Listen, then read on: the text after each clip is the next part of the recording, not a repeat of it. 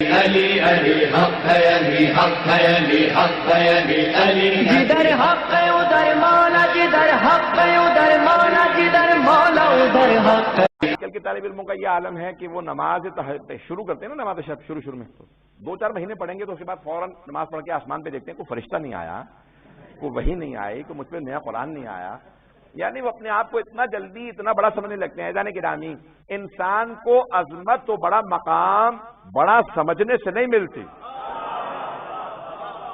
اپنے آپ کو حقیر سمجھنے سے انسان کو عظمت ملتی ہے۔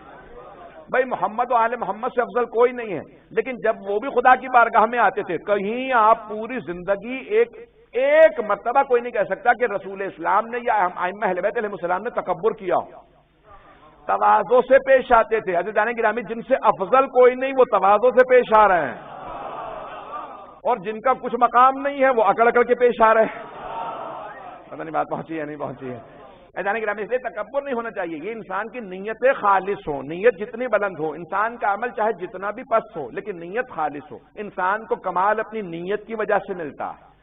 اور کئی مرتبہ ایک ہی عمل کے کرنے والے 2 افراد روز قیامت اپنا نامہ اعمال اٹھائیں گے، ایک کہے گا اتنا زیادہ ثواب، یہاں تک روایات میں کہ بعض لوگ اپنے نامہ اعمال فرشتوں سے کہیں گے تم نے غلط دے دیے، نامہ اعمال میرا نہیں ہے، وہ کہیں گے ہم سے اشتباہات نہیں ہوتے، ہم فرشتے ہیں، کوئی غلطی نہیں ہوئی ہے، کبھی اتنا نیکیاں تو میری تھی ہی نہیں، کہا تمہاری نیتیں تو بڑی تھیں، پتہ نہیں لوگ ہیں یا نہیں، نیتیں بڑی تھیں، اللہ نے تمہاری نیتوں کا تمہیں اتنا ثواب دیا ہے۔ عزیزان گرامی، ایک ہی عمل کے 2 انجام دینے والوں کا ثواب الگ الگ ہوگا نیتوں کی وجہ سے، لِكُلِّ امْرِئٍ مَّا نَوَىٰ، ہر انسان کو اس کی نیت کے حساب سے ثواب ملے گا۔ عزیزان گرامی، نیتیں خالص ہوں، نیتیں بہت بلند ہوں تو کمال کے حصول کے اندر، کمال حاصل کرنے میں سب سے بڑا دخل انسان کی نیت کا، علم اپنی جگہ پہ لیکن نیت کا۔ کئی افراد، ایک یہاں پہ حدیث پیش کر دوں کہ العلم حجاب، علم خود حجاب ہے، اس کی تھوڑی تشریح پیش کروں یا؟ عزیزان گرامی، علم خود حجاب ہے، کئی مرتبہ جاننے کی وجہ سے انسان میں حیا بھی آتی ہے، شرم بھی آ جاتی ہے، ارے میں تو جانتا ہوں کس منہ سے اب جاؤں گا۔ عزیزان گرامی، جو نہیں جانتا نا، کئی مرتبہ جہالت خود نعمت ہے، جہالت بھی کئی مرتبہ نعمت ہوتی ہے، انسان نہیں جانتا گناہ کر دے تو اس کو عذاب نہیں ہے، جاننے والا گناہ کرے اسے عذاب ہے۔ پتہ نہیں لوگ ہیں یا نہیں ہے؟ بعض مقامات پہ جہالت بھی نعمت ہے، اس لیے ہر جاہل کو بھی برا نہ سمجھیں کہ ہم یہ سمجھ رہتے ہیں کہ کچھ نہیں جانتا تو یہ کچھ بھی نہیں ہے میرے سامنے۔ عزیزان گرامی، کئی مرتبہ وہ جاہل آپ سے آگے نکل جائے گا کیونکہ وہ نہیں جانتا، اور نہ جاننے کی وجہ سے وہ کتنی جگہوں پہ معاف ہو جائے گا، آپ کیونکہ جانتے ہیں کتنی جگہوں پہ پھنس جائیں گے۔ میں نے پریشان تو نہیں کر دیا یہ جملہ کہہ کے؟ پریشان نہ ہوئیے گا۔ عزیزان گرامی، یہ نہیں کہہ رہا ہوں کہ علم نہ سیکھیں، روز قیامت یہی کہا جائے گا کہ علم حاصل کرو، اور جنہوں نے علم حاصل کیا ان سے کہا جائے گا عمل کیوں نہیں کیا، لیکن انسان کبھی کسی کو اپنے سے حقیر نہ سمجھے۔ میں ایک واقعہ اور پیش کرنا چاہتا ہوں، اگر سننا چاہیں گے، یعنی بلند آواز سے محمد و آل محمد کی خوشنودی کے لیے صلوات پڑھیے گا۔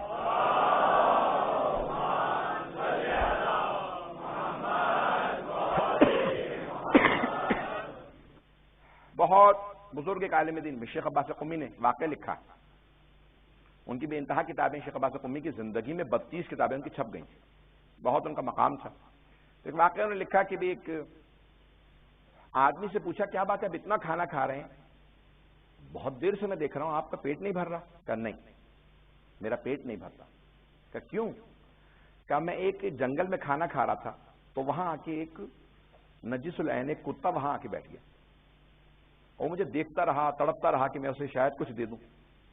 کہا میں نے سارا کھانا کھا لیا، جب میں اٹھ کے جانے لگا تو ایک مرتبہ اس کتے نے آسمان کی طرف منہ اٹھایا اور اس نے کچھ ہو رہا ہے اپنی زبان کے اندر، میں چلا گیا، لیکن اس دن سے لے کے آج تک میرا پھر پیٹ نہیں بھرا، مجھے لگتا ہے اس کتے نے بد دعا دی ہے۔ بعض کا ترجمہ گرامی کسی جانور کی انسان کو بد دعا لگ جاتی ہے اور بعض کا دعا بھی لگ جاتی ہے، اسی جو ہے مجھے بتا رہی کہ جیسے آپ پریشان ہو رہے ہیں۔ یہ ذرا ایک میں پازیٹو بات بھی پیش کر دوں، مثبت بات بھی۔ ایک اور نجف اشرف کے اندر طالب علم پڑھنے کے لیے گئے ہوئے تھے، مجھے نہیں معلوم کس ملک سے تھے، علماء نے ان کے نام کے بغیر واقعہ لکھا، تو نجف سے باہر کوفے میں رہتے تھے اور پڑھنے کے لیے آتے تھے نجف اشرف، قحط پڑا ہوا تھا، قحط سمجھتے ہیں نا، ڈراؤٹ، بارش نہیں ہو رہی تھی، جانور اس دوران آپ کو پتا قحط سے مرنے لگتے ہیں، تو دیکھا کہ ایک جانور ہے، کچیا ہے، اور اس کے دلی اس کے ساتھ ہے، ممبر سے بھی الفاظ مناسب نہیں، لیکن اب کیا پیش کروں اس کے. تو دیکھا کہ وہ سارے اس کا راستہ روک کے کھڑے ہو گئے کہ بھوکے ہیں، مر رہے ہیں بھوک سے. اس نے کہا بھائی میرے پاس بھی کچھ نہیں ہے کہ میں روٹی کا ٹکڑا دے دوں، کیا کروں. کہ جب اس جانور نے راستہ روکا تو ایک مرتبہ وہ طالب علم کہتا ہے میرا دل ٹوٹ گیا. کتاب ہاتھ میں تھی، پڑھنے جا رہا تھا. کہ فوراً دکان پہ گیا، کتاب بیچی.